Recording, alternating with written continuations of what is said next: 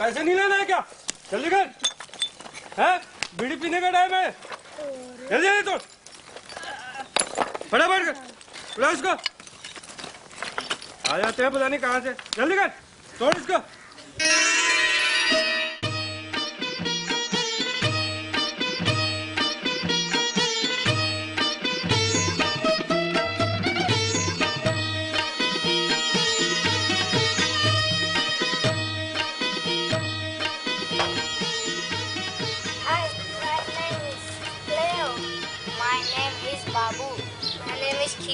My name is Suhail.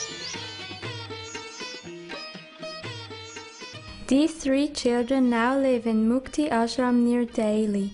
Until very recently they have been working hard in different parts of India.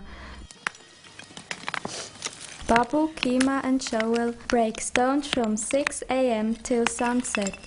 This gravel is being used for houses and road constructions. The work is very hard, the children are often beaten and they receive only a minimum of food.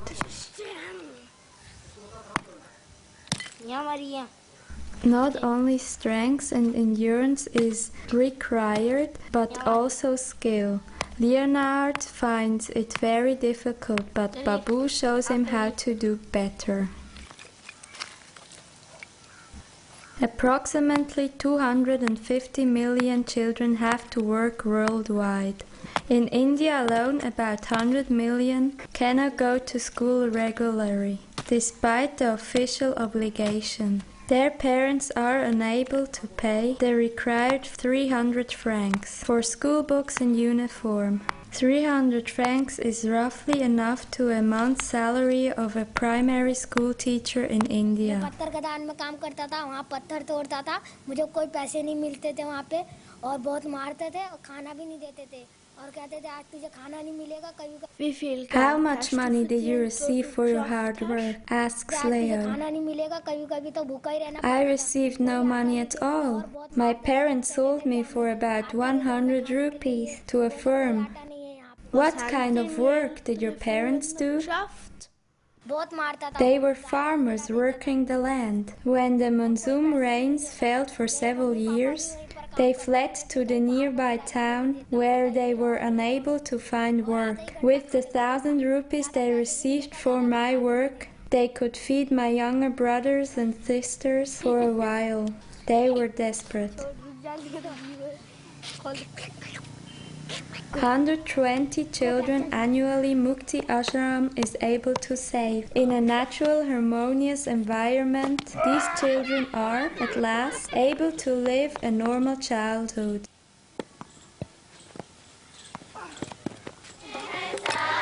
In Mukti-ashram, boys and girls are living separately. Sheila was a domestic servant. She too worked hard without any salary. She had to work in the kitchen, washing up, cleaning, keeping order. She was not treated kindly. Many of these children never have seen a fruit before they came to Mukti-ashram, in one of the best fertile regions of the world.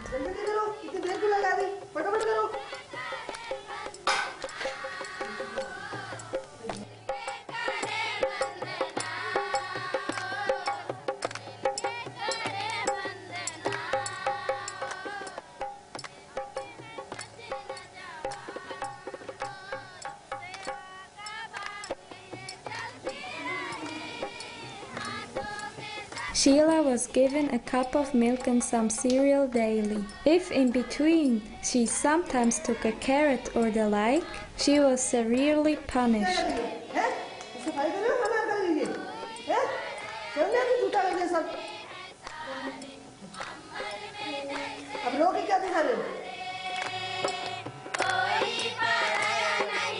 Many of the children are seriously undernourished when they arrive in Mukti-ashram. Kushalia only recently arrived at Mukti-ashram. She used to work hard from 6 a.m. till sunset in the fields, often in the extreme heat of the Indian sun. She still didn't get used to the fact that, instead of the hard work, she could now eat well, sing and go to school in ashram.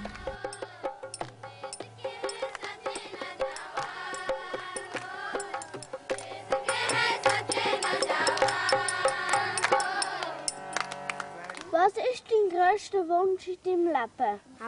What is your biggest dream, Kaushalya? That children all over the world that have to work like slaves be freed immediately. Alone in India, over 12 million children are forced to work under slave-like conditions. About 1/3 of the Indian population, that is over 350 million, can neither read nor write.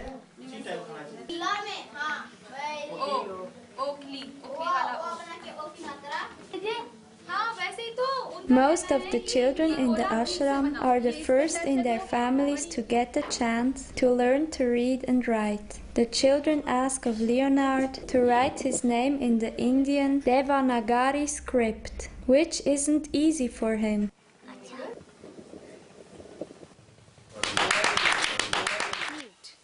Why do they think that they are being exploited? Whether child labor is good or it's helping in the eradication of poverty, or they need to do something more. So such type, or the social discrimination, the caste system, the gender parity, all these social issues are being discussed in our class, in our social education class. With different methodology we adopt, and we try to, through these things, we try to empower these children.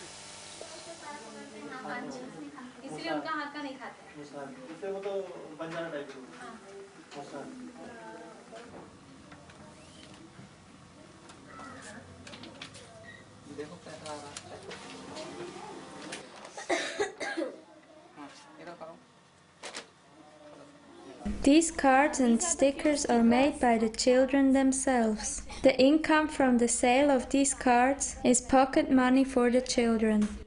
And then they prepare the film and the colors and all these things, and just Now we visit the sewing workshop, where the girls design and sew their own clothes. These children used to be forced to work under miserable conditions, were often beaten by drunken supervisors and, unfortunately, were often physically misused. For the girls, the workshop is a true paradise. The joy, the eagerness, and the fun of creating and sewing is omnipresent. What's your name? My name is Surati.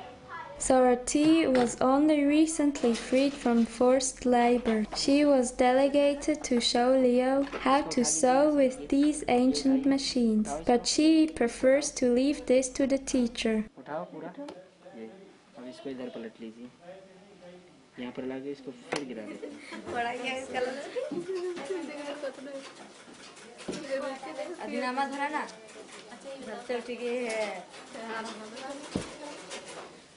All these children are severely undernourished. Therefore, they are very grateful for the good food they receive here. For the first time in their life, they enjoy the care and the comfort of the group. It is very important that the children learn to organize their own life, to learn to take daily decisions like what to eat, how to dress themselves, and even what to learn.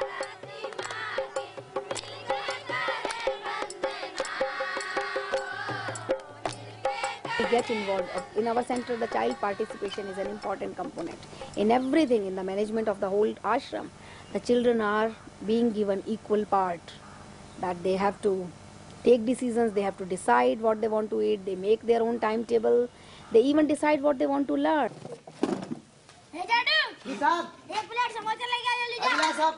Acting and games help ideally in the process. They play scenes from the previous life. For example, the youngster that has to serve his master. The master, played by another child, is not pleased with the food. He shouts angrily.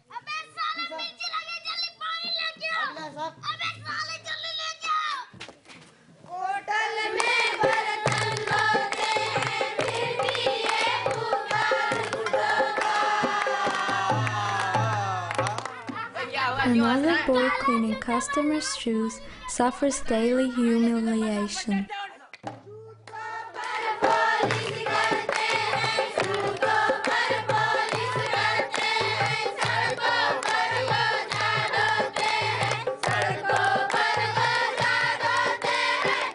Not all children that work are unhappy. Hussein left school at the age of 9 to work as a camel driver.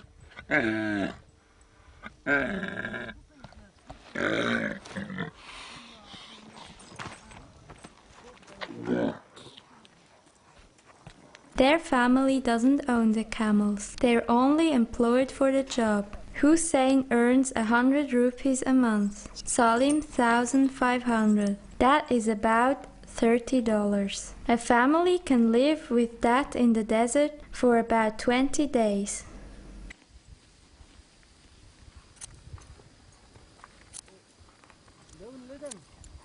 Leo.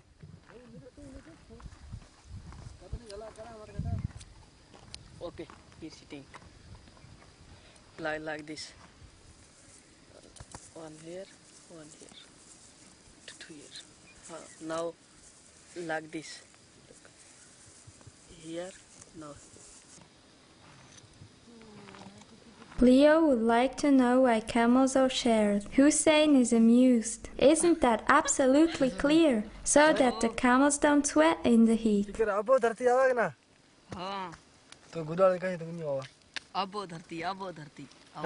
Why it wasn't a training for 4 We years? ask why it hasn't rained in recent years. Yes, for 2 years it hasn't rained at all. The monsoon failed completely. I don't know why. Could it be that God isn't pleased with us? Perhaps we aren't good enough. Maybe God not happy with desert people. Maybe desert people making wrong things.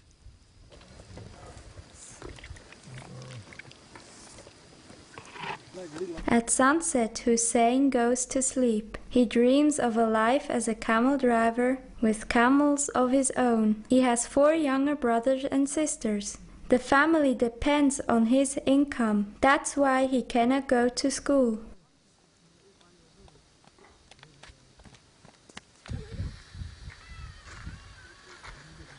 We visit Hussein's school that he used to go to. Of a total of 35 children between 5 and 12 years, only about half are present today. In India, an average class counts about 90 children. 150 children in a class is not rarity.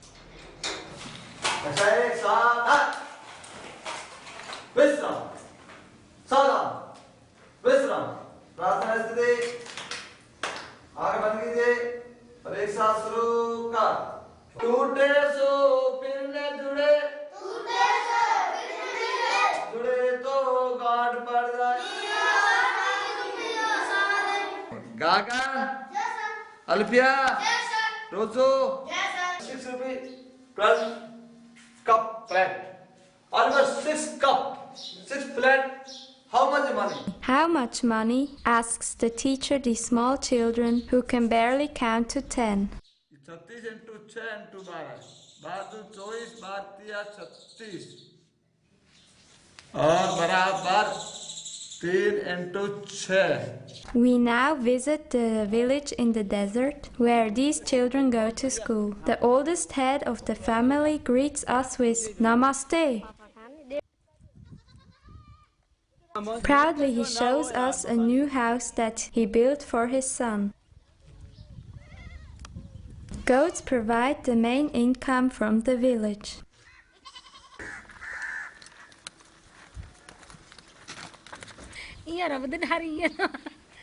Most of the hard work is done by the women. This woman is carrying well over 30 kilograms of clay.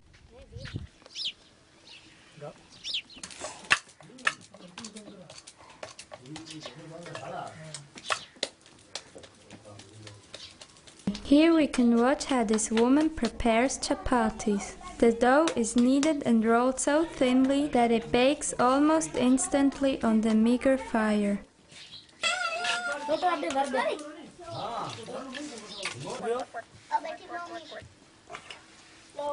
The people of the Thar Desert are dressed in very colorful clothes and bring variety into the arid and grey desert environment. Beans have delicious taste for the small child. There are not many varieties of food and hardly any vegetables and fruit in the desert. We follow these girls in the search of water on our camels to the village well, the social center of the village. These boys transport well over 50 liters of water in a camel skin bag. There is plenty of underground water in the desert. It only has to be tapped. A thirsty camel can drink up to 200 liters of water in 15 minutes and can store it in his body up to 4 weeks. On our way back to the desert town, the landscape changes continuously. Sand dunes, stony arid regions, sandy passages, and strange rocky formations alternate.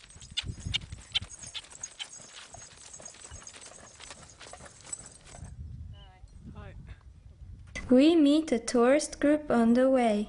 They seem to suffer from the intense heat. It's almost 50 degrees centigrade. From the tourists, some of the villagers are able to earn a little money. For example, these wandering musicians or the camel driver. We are looking for some shade and boil some chai, the local word for the tea of milk.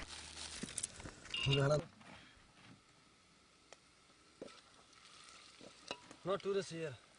Leo shows Hussein some pictures of Switzerland. Hussein has never seen pictures from another country. He cannot grasp the fact that there are places with such abundance of water. Meanwhile, we have reached Jaisalmer, a desert town near the border with Pakistan. We visit a gypsy family who makes a living with music and dancing. Amri is 7 years old and works daily as a dancer for the tourists in the old town. Her father accompanies her in the sarangi, a string instrument.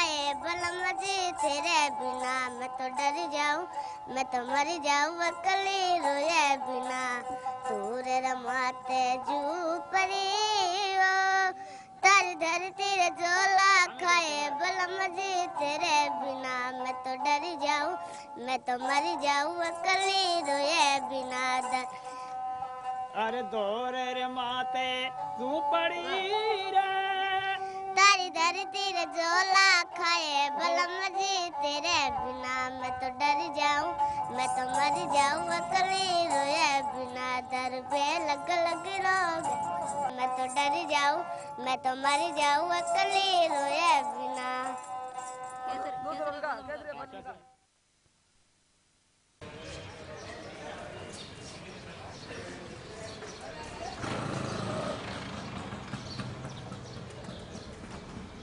These Havelis are decorated with intricate stone carving at the facade. Rich Jain merchants used to build luxurious places in which Amari and her family dance for tourists.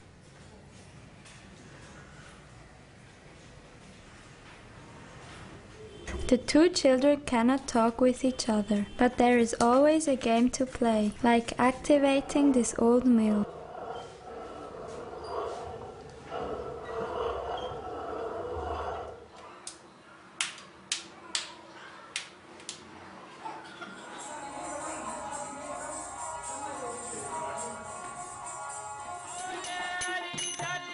In the evening before departure, we visit Amory and her family. They perform regularly in hotels. We enjoy once more the colorful and gay presentation and ask ourselves how Amory will dance in few years' time when she'll be a young woman.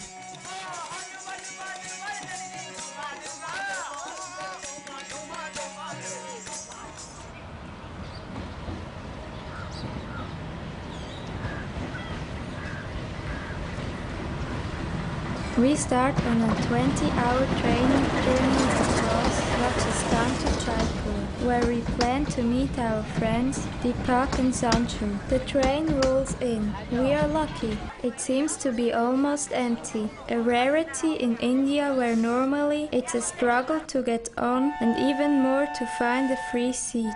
The railway stations are refuge for the very poor, the homeless, the marginalized. They sit and lay everywhere. Stray dogs, cows and other animals wander around and clear up every edible morsel of food they find.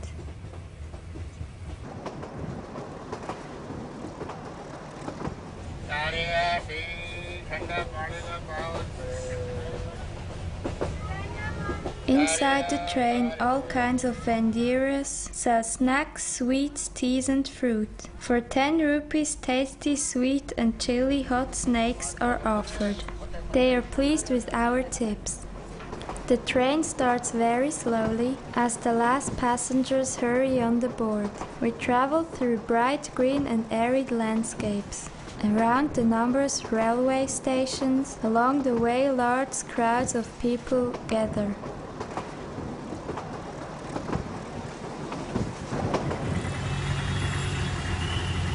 Meanwhile, we have arrived in Jaipur. We get onto a motor rickshaw, a kind of mini taxi omnipresent in many Asian cities. There seems to be only one traffic rule respected by all. The stronger is first. Very agile and fast, our driver takes us through the chaotic traffic. The heat plus the thick exhaust fumes make the air with breath almost unbearable.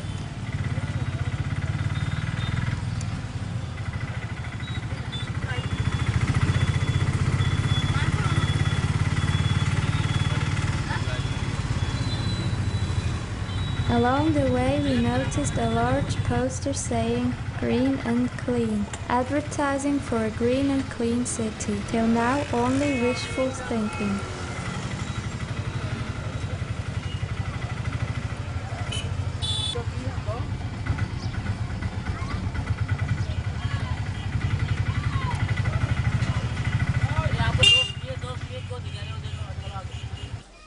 When we reach our destination, Sanju is just returning from school. His father welcomes us warmly.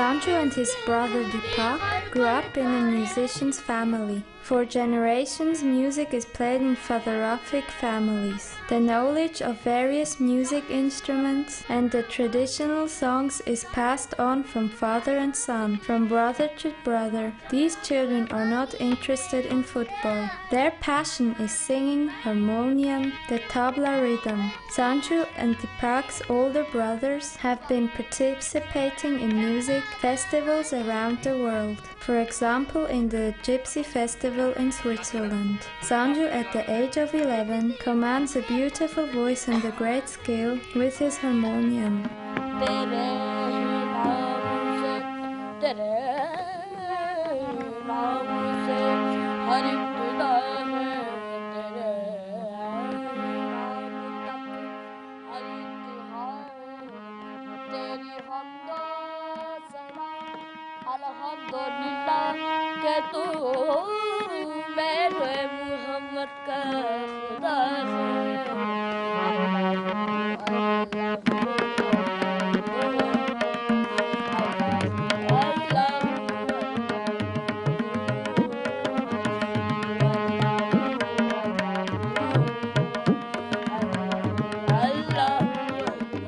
Deepak, his older brother, accompanies him skillful on the tabla. It is played with almost all fingers.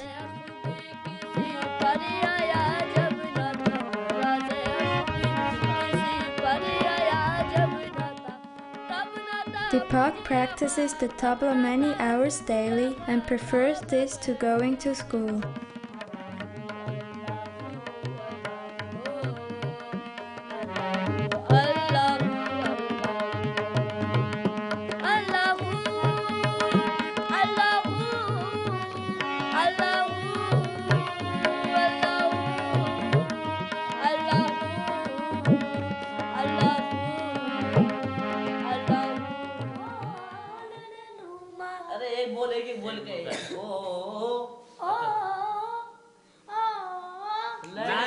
The two boys try to teach Leo a traditional children's song. Despite honest efforts, Leo does not quite succeed though.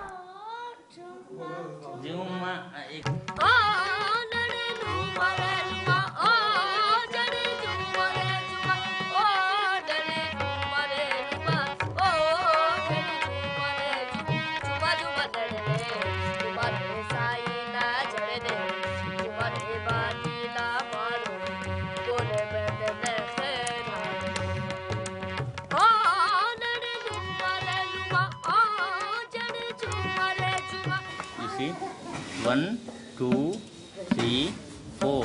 1, 2, 3, 4.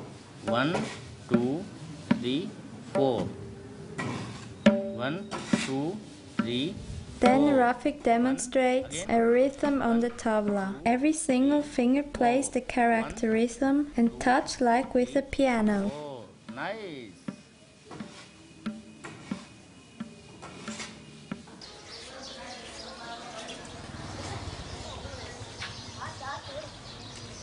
We accompany Sanju to school. Along the way we meet several children who cannot go to school because their parents cannot afford the necessary books and school uniforms. Sanju goes to a private English school with 300 children. Compared to Switzerland, the school is incredibly small. Difficult to believe that 300 children have to study in such crowded conditions. The teacher reads in the middle of the classroom. The children sit around him on the floor close together.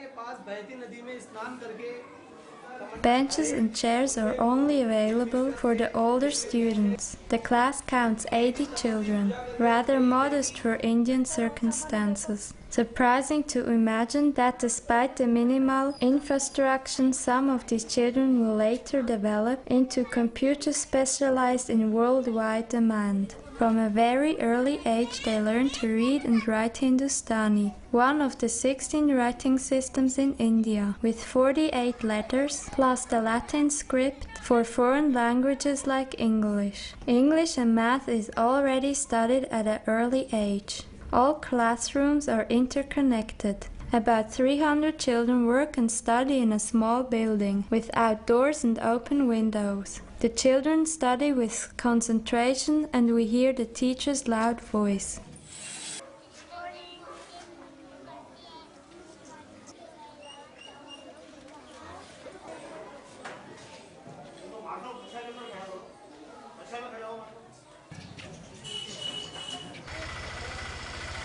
We take another rickshaw and drive some distance out of the city. Throughout the day the roads are crammed with people and vehicles, but our driver winds the way skillfully through the chaos. We drive to Sanju's favorite place, the Monkey Temple. At the entrance sits some priest guarding the temple, usually in meditation. A snake charmer surprises us. He plays his flute for a cobra.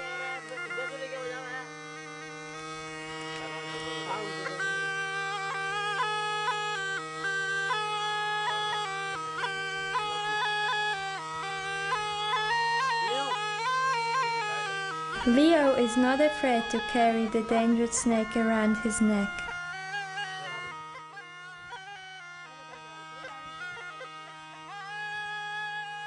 Various animals are highly respected in India. Beside the holy cows, monkeys, snakes, even rats are revered. Some ethnic groups like the Jains show such great respect for the animals that they clean the path before them to prevent stepping on and killing even insects.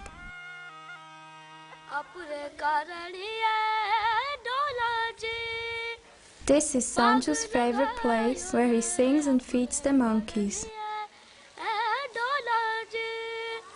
Why are monkeys for Hindus equally holy as cows are? The origin of the Hindu reverence of monkeys goes back to the ancient Sanskrit epic of the Ramayana, written around the 3rd century before Christ. Comparable to, and with even greater culture impact, in Asia is the Homer's Iliad and Odyssey of Greece. In the Ramayana, the great hero Rama, an incarnation of God Vishnu of the Hindu trilogy, with the help of the divine monkey Hanuman, is able to find and liberate in battle after a long search his beloved Sita. This epic saga is immortal till today in numberless stories, songs and dances from India to Bali, Thailand, Cambodia, etc., in the form of temple dances and shadow plays.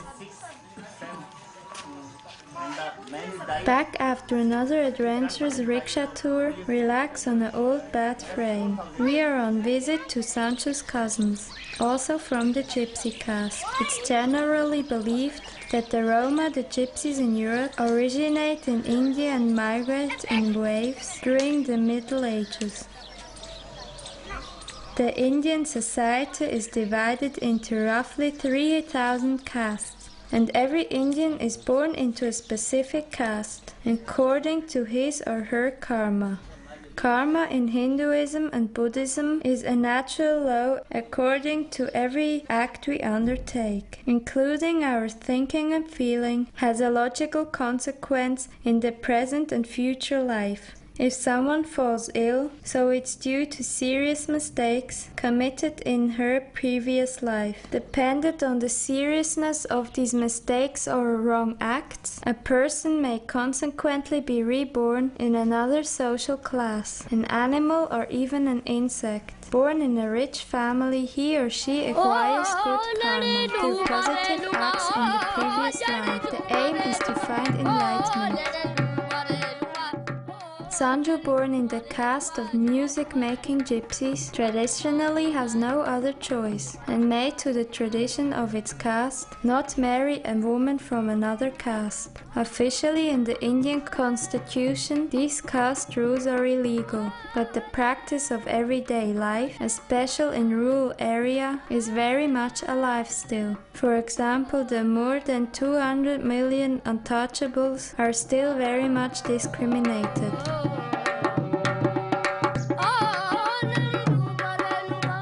We get ready for the festivals in the temple of Kartuchanchi, a well-known place of pilgrimage to which Hindus from all over India travel. My hands are dyed with artistic henna patterns. Once dry, the red dye will remain for several weeks on the skin.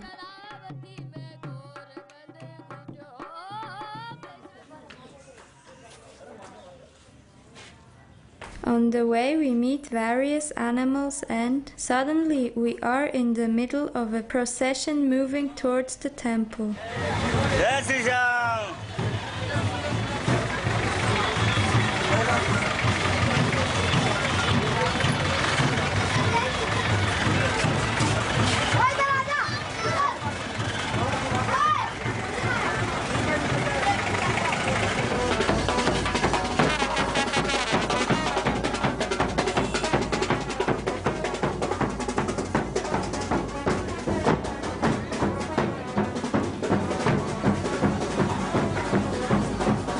A joyful and colorful religious manifestation.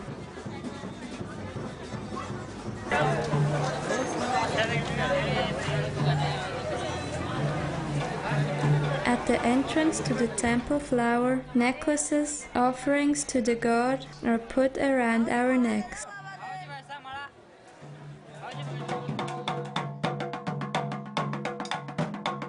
A musician plays rhythmically on his drums.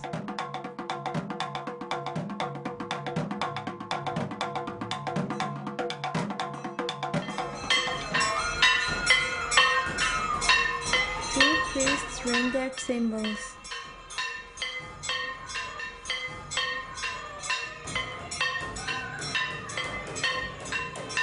We are allowed to film even the most holy part of the temple, where a priest offers incense that fills the air with sweetness. In the upper part of the temple, Sancho's cousin beat the large drum to announce the religious songs.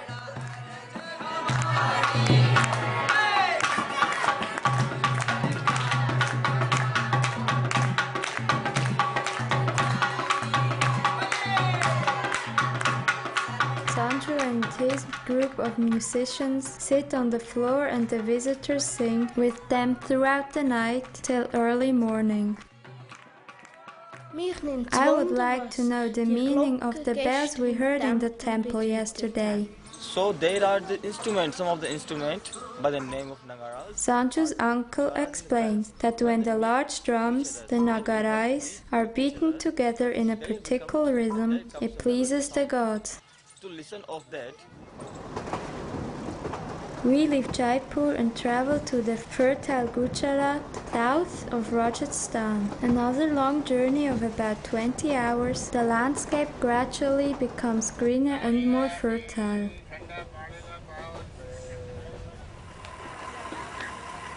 We reach the port city of Mandri, where they still build huge wooden ships. The heavy and hard work is not only done by men, but also small girls that cannot go to school.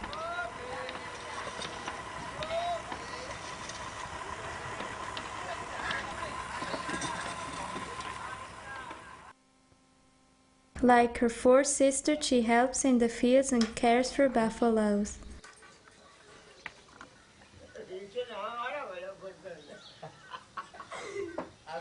The family invites us to tea, but before the tea they have to milk the buffaloes. These can be moody. We are advised not to go too close.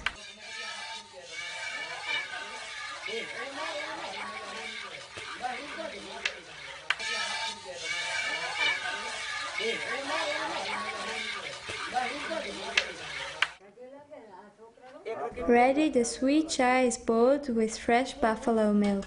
It tastes delicious. You speak English? Ich möchte ungefähr wie Geistermilch.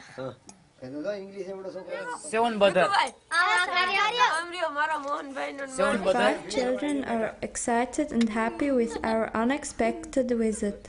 They have no toys as we know them, only the ordinary things in the courtyard. With these games of bubbles they often play all over India. It has some rather complicated rules and requires much skill. Better. This one is good.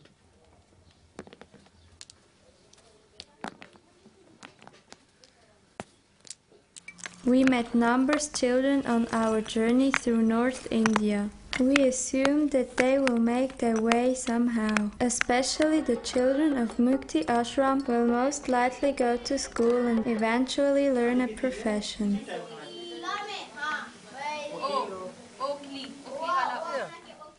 Hussein will surely become an excellent camel driver. And the young dancer Amri, I wish a successful career as a dancer.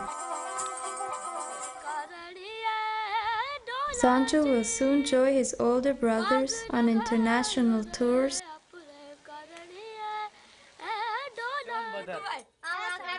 and his 5 brothers and sisters too will make their way in life. However, I feel greatly concerned about the million of children who will never have a chance to see a doctor when they fall ill.